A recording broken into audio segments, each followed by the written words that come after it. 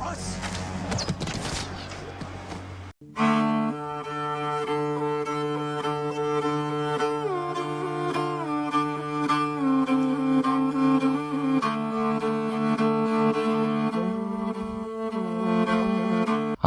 sobat baku hantam yang tiap hari bangun siang abis itu dimarahin emaknya. Ya salam, bantuinlah emak lu. Dilansir dari wawasansejarah.com, hari ini kita akan membahas tentang invasi Mongolia kedua. Kemana lagi kalau bukan ke Jepang yang tak pernah sampean. Beli sepeda motor tak kesampean. Ya kita tahu kan pasukan Mongol kan pasukan berkuda, sangat mahir dalam pertempuran darat. Tapi kalau pertempuran di laut atau pertempuran di atas kapal ya pasti pasukan Mongol nih. Ya salam. Nah waktu itu Kubilai Sang Khan dari Mongolia ini percaya penyebab kegagalan invasi pertama ke Jepang ini adalah karena badai ilahi. Oleh karena itu ia kembali mengirim utusan ke Jepang pada tahun 1275. Utusan Mongol ini membawa pesan dari Kublai agar Jepang menyerah dan tunduk pada kekaisarannya. Alih-alih mendapat respon positif, utusan dari Kublai Khan ini ditahan selama 4 bulan, kemudian dipenggal di Kamakura. Kublai pun mengirimkan utusan-utusan lagi, tapi juga dieksekusi. Nah, sampailah pada kesimpulan bahwa Jepang ini tidak berniat sama sekali untuk tunduk kepada kekaisaran Mongol. Berangkat dari pengalaman buruk invasi Mongolia yang pertama, Sang Kublai ini merencanakan strategi yang lebih matang untuk menghadapi perlawanan sengit pasukan samurai Jepang di Tsushima, Iki, dan Hakata. Ada yang main Ghost of Tsushima? Kagak main, admin mainnya Harvest Moon doang. Sumber dari militer dan angkatan laut dari dinasti Song Selatan yang sekarang sepenuhnya di bawah kendali Mongol, sehingga Kubilai Khan dapat membangun serangan dari Korea dan dari China Selatan dengan pasukan yang amat besar. 600 kapal perang dipesan dari China Selatan selain 900 dari Korea. Ditambah lagi jumlah pasukan yang diperkirakan sebanyak 40.000 di rute timur dari Korea dan 100.000 pasukan China Selatan. Setidaknya keseluruhan pasukan Mongol pada invasi kedua ini ada 3 kali lipat lebih banyak dari pasukan Mongol di invasi yang gagal pada invasi pertamanya. Kublai Khan pun mengeluarkan perintah resmi untuk menyerang Jepun. Pada bulan pertama 1281, serangan rute timur dari Korea dilakukan dengan cara yang mirip dengan invasi pertama.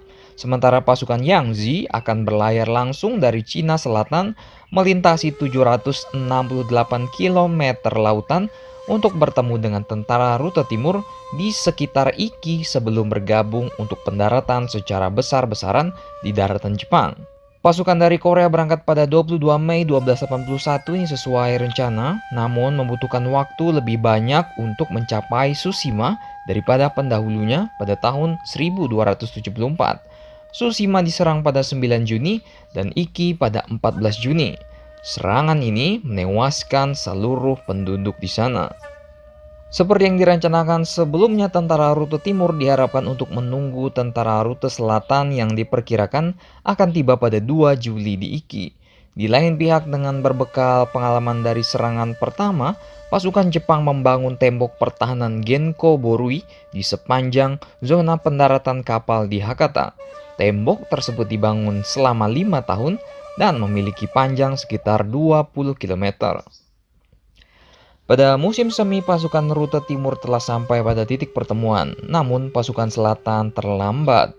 Akan tetapi, pasukan dari Korea nampaknya ini nggak sabar nunggu nih kedatangan pasukan dari selatan. Sehingga seminggu sebelum rencana pertemuan pasukan besar mereka, komandan pasukan rute timur ini malah memutuskan untuk menyerang terlebih dahulu. Serangan itu tidak membuat mereka dengan mudah mendarat, namun justru memecah konsentrasi pasukan. Selama berminggu-minggu pasukan Mongol ini kesulitan untuk mendarat ke pantai. Kondisi ini menyebabkan mereka frustasi dan akhirnya mundur ke Pulau Iki. Pada pertengahan bulan Juli barulah armada selatan tiba.